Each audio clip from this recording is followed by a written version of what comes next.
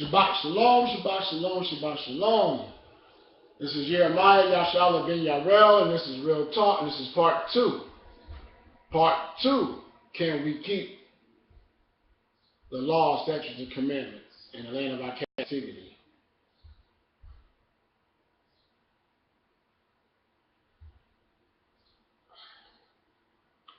I look at the last 2 generations, even further back, but I'm just going to look at the last 2 generations, those who were born in the 70s and those who were born in the 80s going into the 90s. Those two generations. Those born in the mid 60s, early 70s, and those born in the late 70s, late 80s, those generations, late 80s, 90s, those generations. Look at those generations, not even dealing with the generations of those in the 90s and beyond, but just those from the late 60s, mid 60s,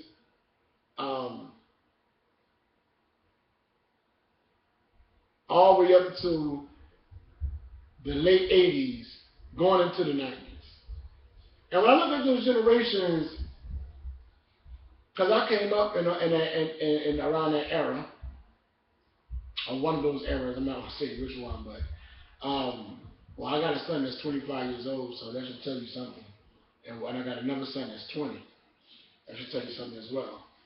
But growing up in those eras, things changed a lot. If you look at the autobiography that they have, I think it's an autobiography, is the autobiography or the biography of Marvin Gaye. And if you look at his father, who, not talking about the part of him dressing like a cross-dresser, talking about the fact that he was a preacher that taught the law, statutes, and commandments according to the Hebraic way. And if you look at the early churches, how the women were on one side, the men were on another side, how the women came in with all white on and had something over their heads. The early churches compared to right now, you would see that all those things they were doing, they didn't just start doing them. They were things that their ancestors, even though in the captivity it was given the watered down version of the Bible, looked at the laws and what pleased the Most High and followed them, or were trying to follow them to the best of their ability. I'm going to read something that Moshe said in Deuteronomy chapter 30, verse 15. See, I have set before you today life and prosperity and death and adversity. Let me read that one more time. See, I have set before you this day life and prosperity, death and adversity. And that I command you today to love the Master, your Elohim, your Creator, to walk in His ways, and to keep His commandments and His statutes and His judgments, that you may live and multiply, and that the Master, your Elohim, may bless you in the land where you are entering to possess it. But if your hearts turn away and you will not obey, but are drawn away and worship other false gods, Elohims, and serve them, I declare to you today that you shall surely perish. Now, I'm going to stop right there. You shall surely perish. Look at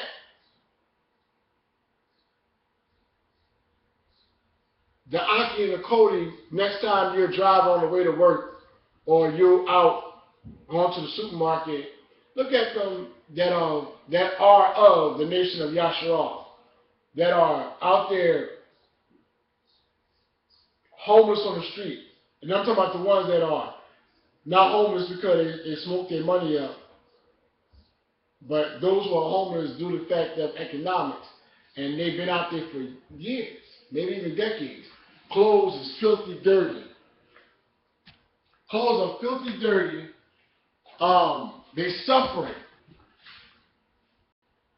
Haven't washed their bodies in maybe 3 or 4 years. Hair so caked up, that's not dreads. Or shellac, I like to use the word dreads. That's not locks. But it's some matted stuff. Because it hasn't been washed. Clothes all ripped up and they out there screaming at the top of their lungs. Stuff that no one understands because those demons got them. They're perishing. Right in front of our eyes, they're perishing.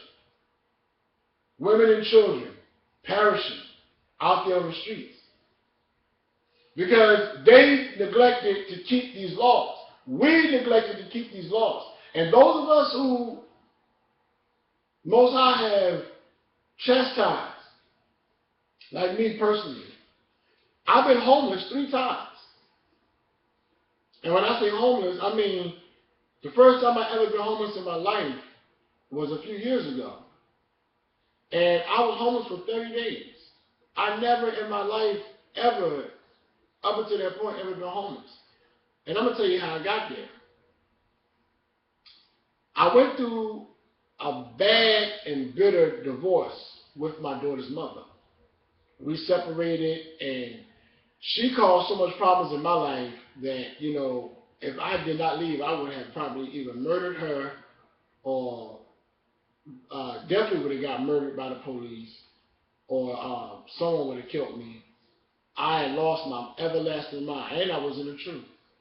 I had to leave and escape her. If I didn't, I would have died. And all that is because, not because of her, because of me. Compromising with this truth. See, I compromised. The days that she didn't want to keep Shabbat. Kept our household, we had a beautiful house that we moved in together when we got married. The house stayed clean. You come in there and eat off the floor. And the reason why I say that is because the outward appearance, the inward appearance of the inside the house, the floors, the walls, the refrigerator, the stove, the bathroom, all those things were spotless. The basement, the backyard, spotless, clean. Refrigerator full of food. You would think that that's a blessed home. But it was arguing, fussing, and fighting 24/7 over the laws. She did not want to keep him. She married a man knowing that he was in the truth. She knew about the truth. She accepted the truth. But it became grievous to her because she wanted to lay back and chill. Plus, she liked to smoke weed. So we argued over these laws and commandments. And I'm saying, well, if you wasn't going to stay in the truth, why did you marry me? Knowing, and my mother even told her, let me finish what I was saying. Why would you marry me knowing that I wasn't in truth? My mother even told her, do you know that you're married to a priest? Called by the Most High to teach his word? Because before then, my mother was not in the truth. My mother served in the church for over 30-something years.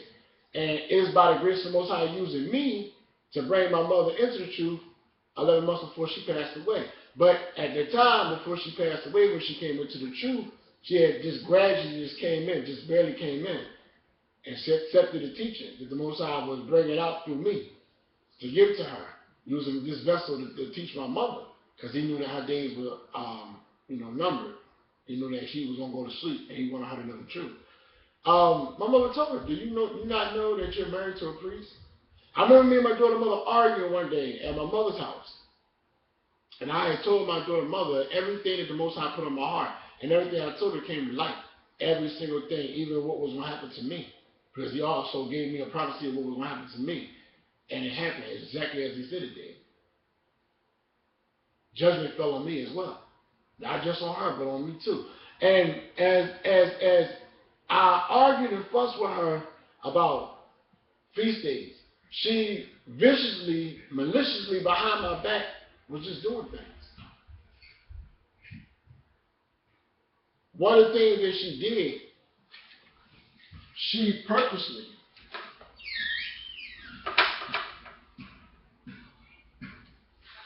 I'll never forget, she purposely called my mother and my sister and my nieces, called them on the phone, purposely telling them that I no longer was going to have the feast day, that I canceled it. And it was the Feast of Unleavened Bread. It was the end of the Feast of Unleavened Bread. We come and we cooked, and at that time when I was, not a vegan, I had got up and prepared a beautiful meal, goat meat and oxtails. I mean, when I say that I put my thing down, I put my thing down. So the whole time she's smiling at me while I'm down there slaving over the stove, and I was wondering why she thought it was so funny. And she was singing to herself and all these things. Little did I know, she had 2 weeks prior canceled that gathering. So what I did was, not aware, I called my mother and said, well, what time will y'all be here? Because I got the food on the grill, because I was grilling chicken. I was stewing oxtails, and I was baking the curry goat that was in the oven. And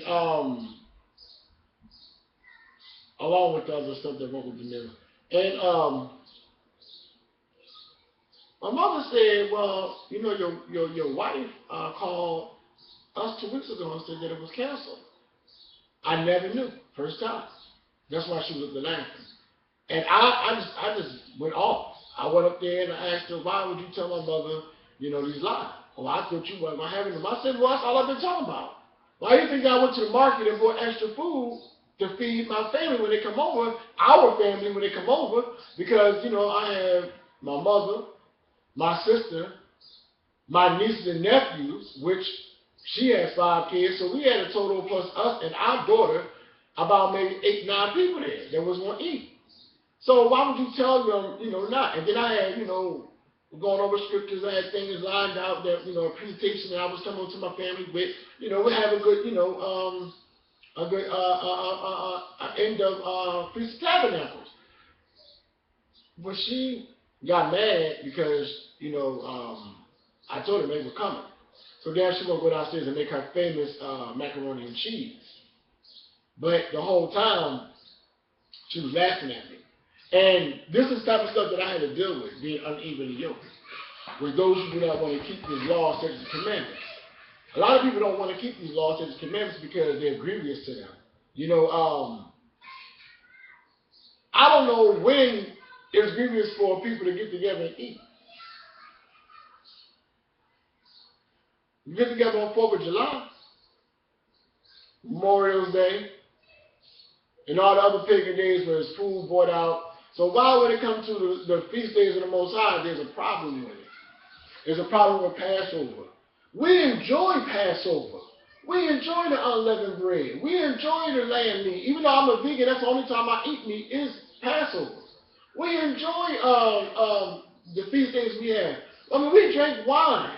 We eat good. We party. We enjoy ourselves. Look at the scripture when it tells you about the feast days, that you are to enjoy yourself. Enjoy yourself. Even the laws concerning Israelites that were away on a journey and couldn't make it back to Jerusalem for Passover, that if they couldn't buy a lamb, that they could buy an oxen, or and buy their wine and their strong drinks. He said, still keep it. Message. Find that in the scriptures. Look it up. He told them to still keep it. They was on a sojourn and they was out there and it was Passover. He told them to still keep it. And buy your wine and your strong drink. So wine, we know what wine is with a strong drink. So don't let people tell you that you can't have a good time. But back to what I was saying, she caused a lot of problems in our marriage. And it was always over that. If I was sitting with her, if I sat with her and I smoked weed with her, and I did all the things that she wanted me to do to get me away from this truth, then we had the perfect marriage. I'm telling you, when we were sitting doing things that were against Torah, we had no problem. We didn't argue, fuss, or fight. As long as I did what she wanted me to do, there was no problem. But because I fought for this truth, and because I was not going to allow it to happen, we went through a whole lot of drama. And I left her,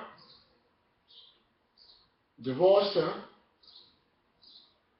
for idolatry under the law, statutes, and commandments of the Most High. And I moved in with one of my son's mother, and we got together. She came under my wing as my Isha.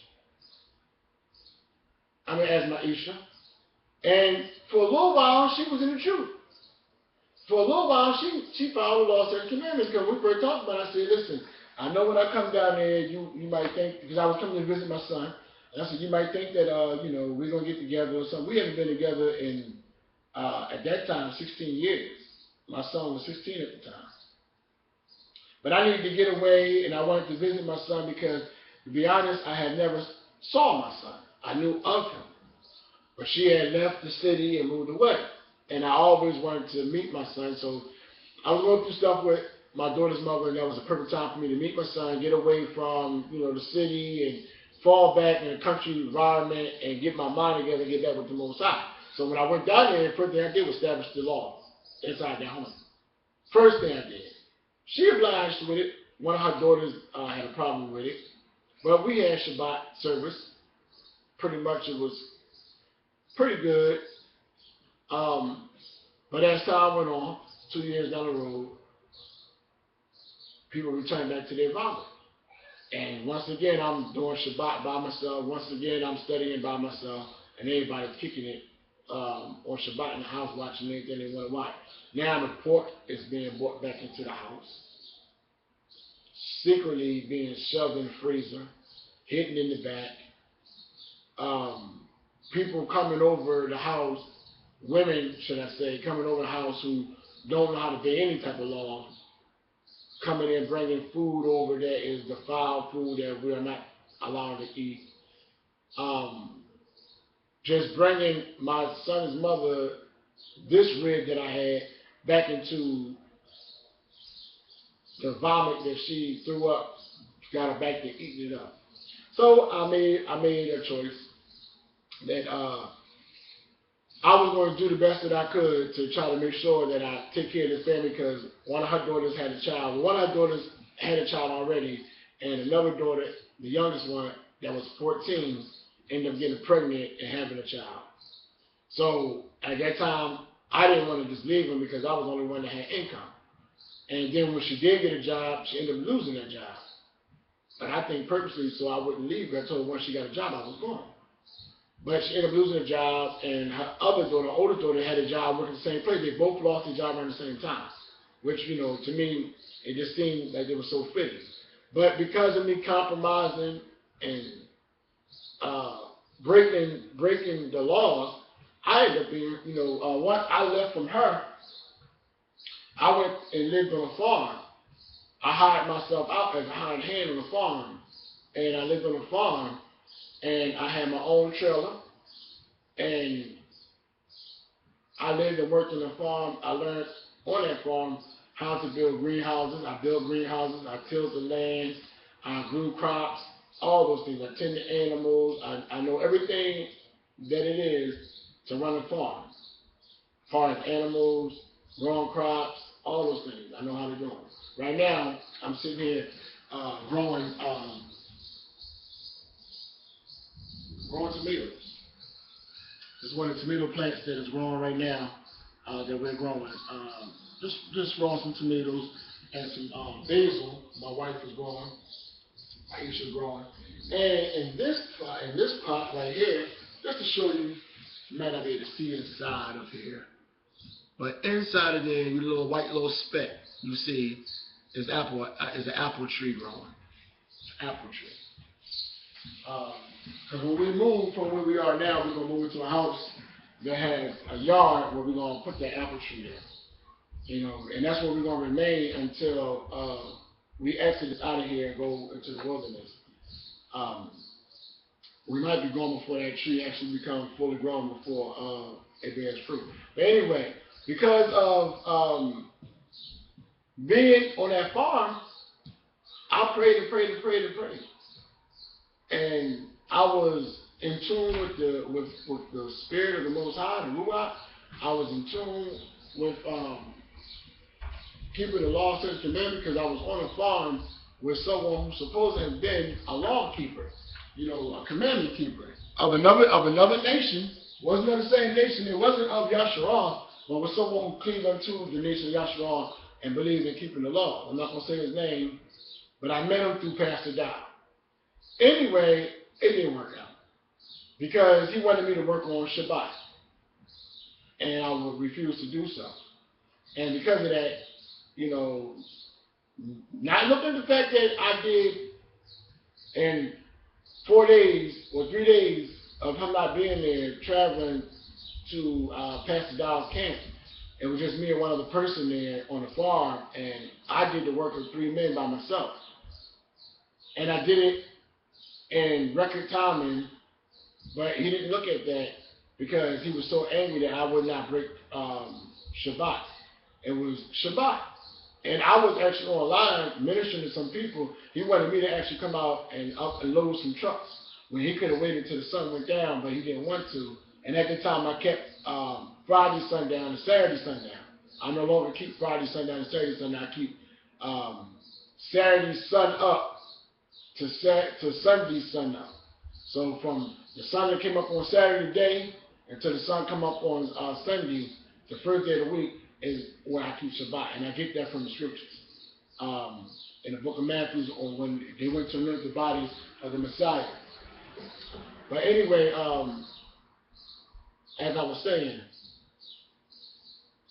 he wanted me to break Shabbat, and I wouldn't do so. So he was angry about that, and he asked me to leave, and he drove me back to the city where my where my son's mother was, and I didn't call her and ask her could I stay with her. I just left my clothes and stuff over there, and I basically was on the streets. And for 30 days, I was homeless. But within that 30 days, I lost about maybe a good 15 to 20 pounds because I didn't eat. I was walking 11 miles one direction to get food and 11 miles back the same direction to get back to where I was staying at. I was staying in a vacant hotel in a room that had all the mattresses in there. I stayed in a vacant apartment complex, sleeping on a rug. I had to go to the hospital to wash up and brush my teeth.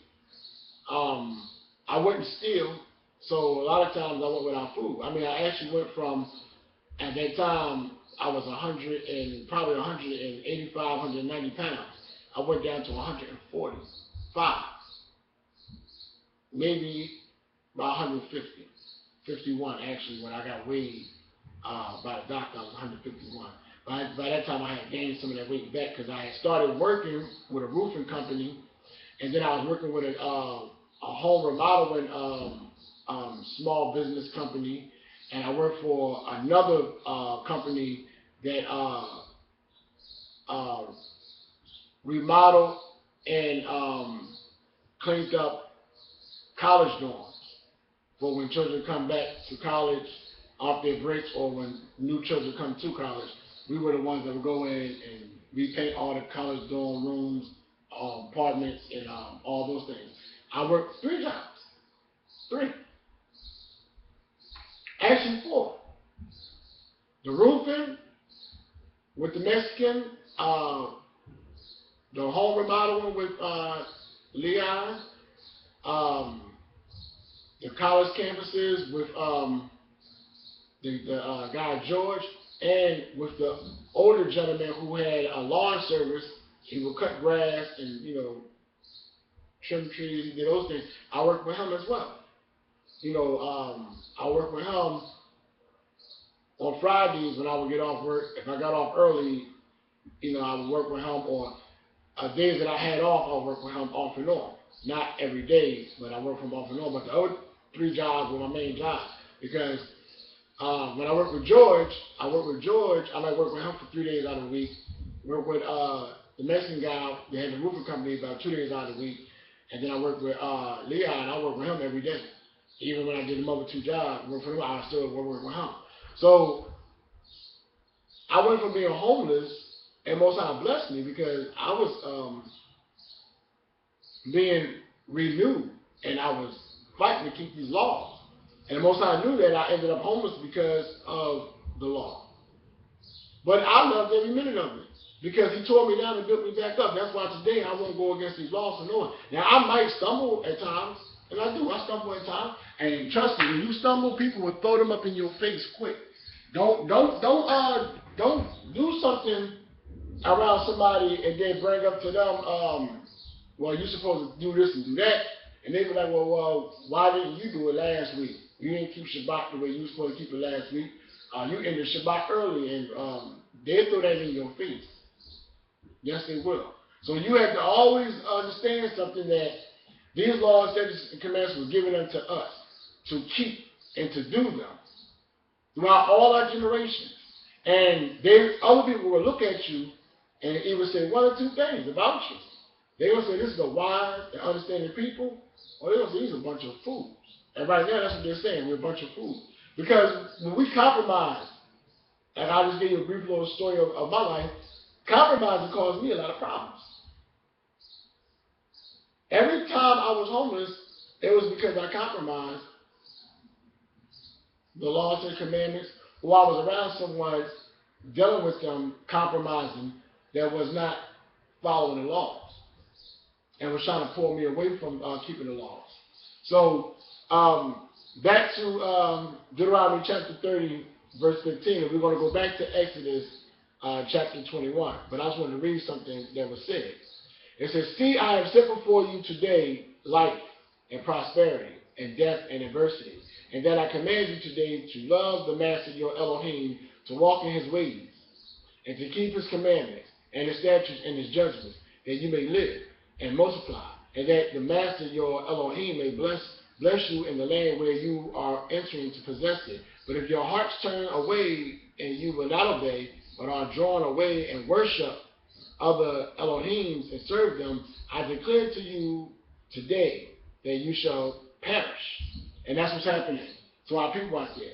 When I walked away from the laws, I was perishing. Going from being 185, 190 pounds to 100 and, I'm going to say realistically 145, 148 pounds is perishing. I could have died. When you lose that much weight, it works on your organs. I could have died. So I was perishing. Verse 6. You shall not prolong your days in the land where you are crossing the Jordan to enter and possess it. I will call heaven and earth to witness against you today, that I have set before you life and death, the blessings and the curses. Choose life in order that you may live, you and your descendants. Now I'm going to read verse 19 again. It's very significant that you understand this. I call heaven and earth to witness against you today, that I have set before you life and death, the blessing and the curses. So choose life in order that you may live, you and your descendants. See, right now you got people that are doing wickedness on Shabbat. They're doing wicked. They're doing their own will on Shabbat. And they don't understand that heaven and earth is a witness to them. Because even though they were not the ones standing there when He made that decree and said that I call heaven and earth as a witness to them, they are the descendants. Because this is supposed to pass down of generation to generation, so was the curses. So it's still a witness against us to this day. So those who are not keeping Shabbat, those who are not keeping the laws and commandments, death is coming to them. That's why they have so much problem with their children. That's why they got so much problems, in their own lives, with their own bodies. Because they brought death upon themselves. And they don't care. They feel as though they're going to do what they want to do, and then when bad things happen, these are the same people who got to call you up to bail them out. The same people who, want you to come visit them in the hospital. The same people who want you to send them money while they're locked up in jail.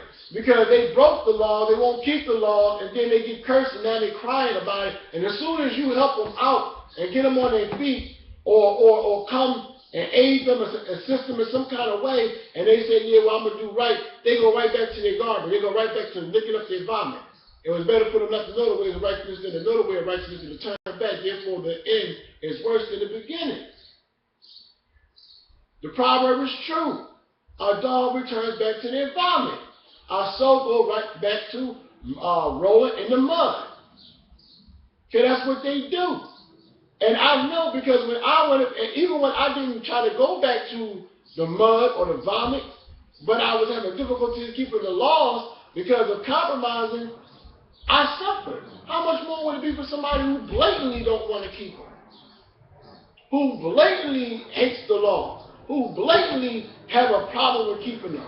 And don't feel as though they should keep them, but will follow after other strange doctrines that is not of our people. How much more for them? They have judgment on their own. Their judgment is already set over them because he said, I declare, verse 18, I declare to you today that you shall surely perish.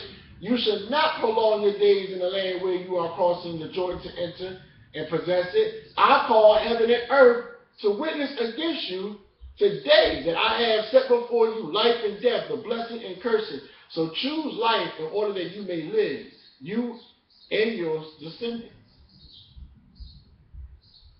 So those people who choose death because they don't understand that life is in the Torah.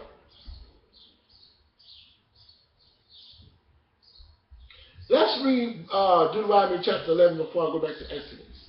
Deuteronomy chapter 11, rewards of obedience. You shall therefore love the master, your Elohim. Deuteronomy chapter 11, verse 1. You shall therefore love the master, your Elohim, and always keep his charge, his statutes, his ordinance, and his commandments. And know this day that I am not speaking with your sons, who have not known and who have not seen the discipline of the master, your Elohim, his greatness, his mighty hand. Let me read that again.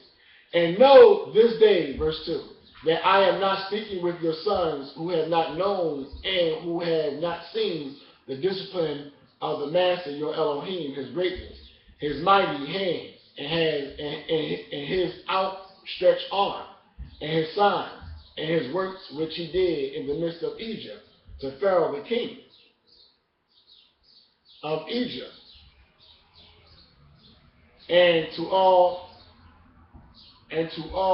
his land, and what he did to Egypt's army, to his horses and his chariots, when he made the water of the Red Sea to engulf them while they were pursuing you, and the master completely destroyed them, and what he did to you in the wilderness until you came to this place, and what he did to Dathan and Amram, the sons of Elad, the sons of Reuben, when the earth opened its mouth and swallowed them, their household, their tents, and everything that followed them among YOSHSHAALIA. But your eyes have seen all the great works of the master which he did. You shall therefore keep every commandment which I commanding you today, so that you may be strong and go in and possess the land into which you are about to cross to possess it, so that you may prolong your days on the land which the master swore to your fathers to give to them and their descendants, a land flowing with milk and honey. For the land into which you are entering to possess it is not like the land of Egypt, from which you came, where you used to sow your seed and water it with your foot. Shalak. Verse 10. For the land into which you are entering to possess it is not like the land of Egypt from which you came, where you used to sow your seed and water it with your foot like a vegetable garden. But the land into which you are about to cross to possess it, a land of hills and valleys, drinks water from the rain of heaven, a land for which the master your Elohim cares. The eyes of the master your Elohim are always on it, from the beginning even to the end of the year.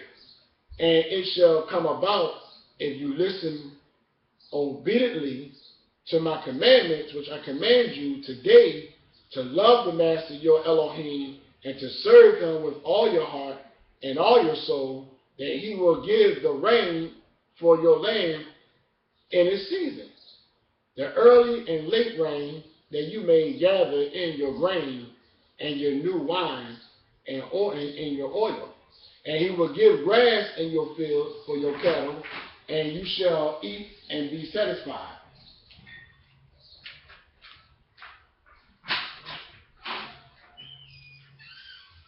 Shabbat Shalom.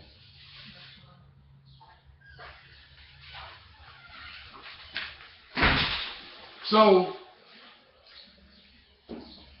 the Most High is speaking and telling Yasharal that this is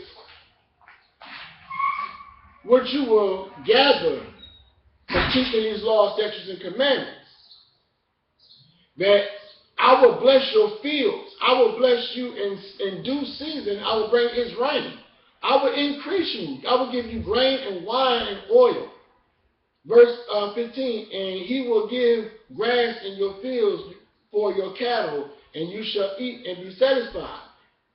Verse 16, beware lest your heart be deceived, and you turn away and serve other Elohims and worship them. And that's what happened to the nation of Yasharal.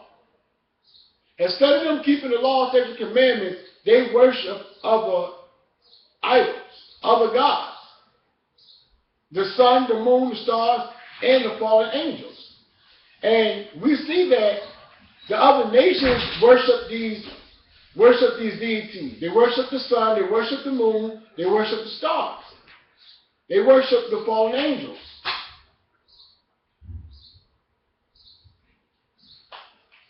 Give me just 2 minutes. They worship these fallen angels. That's why when you look in where Father Abraham was from, why did Abraham burn up their house full of idols? These same idols you find in Egyptology. The jackal head. As Shabbat broke out in the video that he did for Passover, Passover, when he said that the reason why the name Yah is associated with the moon god is because all the things that were happening in Egypt, when they saw the death angel come in and kill the firstborn of Egypt, that they knew that this is because of the God, the Elohim of Israel, and because they was into worshiping deities, they called the God of Israel the moon god, because it was during the time of night when the death angel came, or when the spirits of correction, the spirits of vengeance came and killed those firstborns. Those spirits could look like wolves. Maybe that's why, like Shamak said, the reason why you have so many movies about the werewolf in the moon. They come in, when the moon come in and kill.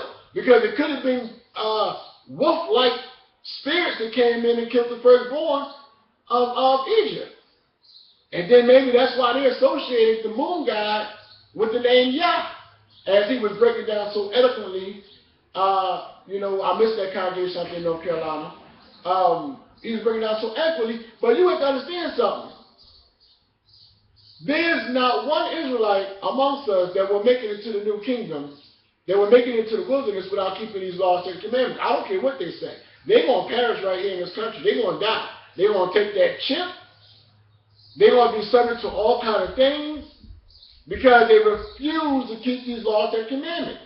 These women out here refuse to keep their heads covered and don't understand that that's a sign to the angels of your disobedience.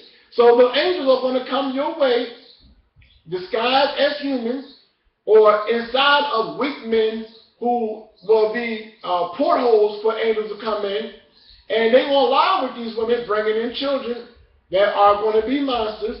They're going to pollute these women. Same thing with these men who do not cover themselves with the covering of the Messiah. They're going to allow these women who worship in Ishtarus and got these demonic spirits in them, And they're going to lie with these women, and they're going to change their spirit. They're going to be stuck here.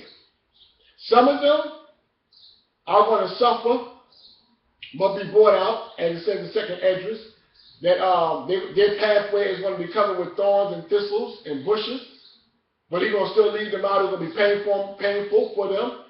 Others going to be like pilgrims, and they're going to roll out. They're going to already be gone. They're going to be already overseas and living out there. And the others, the sinners, are going to die. They're going to perish. All because people have a problem with keeping these laws, statutes, and commandments. They feel as though these laws, statutes, and commandments are grievous to them. But this is life. As Moshe said, I lay before you life and death. Choose life that you may live. I call heaven and earth as a witness against you. So those of you who hear this video, life and death is being presented to you. Choose life. And life is following these laws and commandments, that you may live, that your household will be blessed. You can't complain about you not having enough substance to sustain you throughout the week or the month. If you keeping the laws and commandments of the Most High saying, how many of you have never, ever in your life, until you came into the truth, kept any type of laws of the scriptures? How many of you even cared about the laws? But just went about your daily life operating the way you always did. Now when you come into the scriptures and to the truth, now all of a sudden, when you hear that you got to keep these laws, now they're grievous to you because you want a quick fix. So now you thought you were going to find liberty in the scriptures, you're going to find freedom in the scriptures because you know you're Israelite. Then when you found out you had to do work, you didn't want to do all that. See, you're a hearer of the word, not a doer of the word. You want to hear it, it sounds good. Just like the Bible said that, to Ezekiel, go amongst your people, as you always do, and speak unto them. And they will come unto you as they always come up to you. And they're going to listen, paraphrase, they're going to listen to what you got to say because your words are like a lovely song to them. But they will not adhere to them. They're going to listen to what you got to say. It sounds good to go to Shabbat class and listen to the breakdowns on YouTube, but they will not follow them. It sounds good to them like a lovely song, but they will not keep the commandments because it's grievous to them. They want to do their own plan. These are the same people that always suffer loss. These are people that can't cover their children. These are people who jobs are shaky, their incomes are shaky, their households are shaky, the area they live at is violent. They are afraid in the nighttime, they're afraid in the daytime. They don't know if they wake up in cargo. These are people who are not sure about nothing because they don't keep the commandments, nor are they blessed by the Most High. So what I'm doing is I'm asking each and every one of y'all, can you keep the laws? Should you keep the laws? According to Deuteronomy chapter 30, what does it tell us? So, what benefits is it of keeping the law? What benefits? It says, I'm gonna stop on verse 17, and then I'm gonna go back to Exodus chapter 21.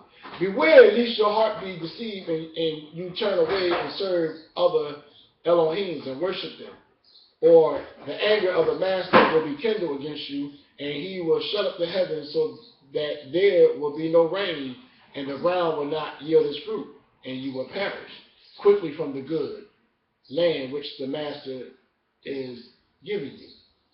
Verse 18, it's the last one. And you shall therefore impress these words of mine on your heart and on your soul, and you shall bind them as a sign.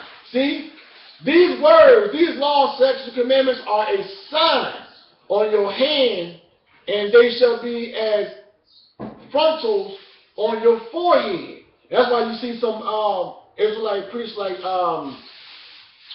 Lamar Yahoo had that little gold piece on his forehead under his myrtai, which is the commandment on his forehead to remember to do them. That's why we have the tzitzits on the four corners, and those of us who wear tzitzits, you can see I have on mine, is a reminder to keep these laws and commandments, because this is what gives us life, and not to do them is what gives us death.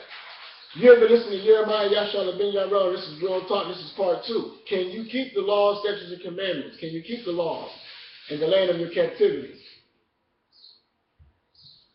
Deuteronomy chapter 30 explains. Shabbat Shalom.